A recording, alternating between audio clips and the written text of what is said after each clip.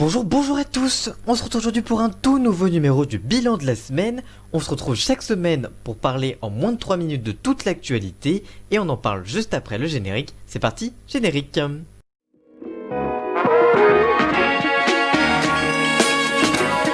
On l'a appris vendredi soir, la chanteuse belge Annie Cordy est décédée à l'âge de 92 ans à son domicile de Vallauris dans le sud de la France à la suite d'un arrêt cardiaque.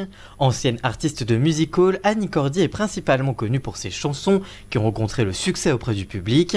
Des titres très populaires tels que Tata Yo-Yo sorti en 1981 ou encore Chaud Cacao en 1985, La Bonne du Curé en 1974, vendu à plus d'1 million de disques. Au total, elle a sorti plus d'une vingtaine d'albums de 1953 à 2014. La Belge a également fait carrière au cinéma dès les débuts des années 1950.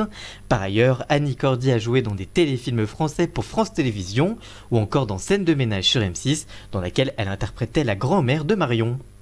Si la crise sanitaire perturbe les tournages télé, elle n'épargne pas non plus ceux du cinéma. Le tournage du dernier Batman vient ainsi d'être arrêté au Royaume-Uni, a indiqué ce jeudi 3 septembre le studio Warner Bros, en expliquant qu'un membre de l'équipe avait contracté la Covid-19.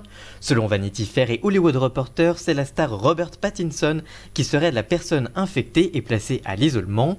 La durée de l'interruption du tournage n'a pas été communiquée. La sortie du prochain Batman était initialement prévue à l'automne 2021.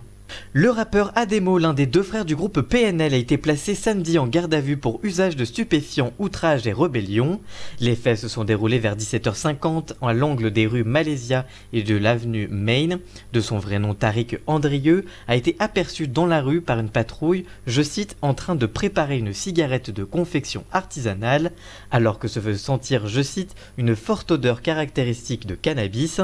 Les policiers décident alors de procéder à un contrôle d'identité. Le ton serait alors monté. Le rappeur était en possession d'un sachet, je cite, contenant de l'herbe de cannabis.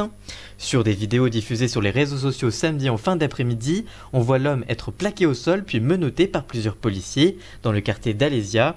On l'entend aussi insulter les policiers. Merci d'avoir suivi cette émission, n'hésitez pas à la partager et on se retrouve la semaine prochaine. À très bientôt, ciao.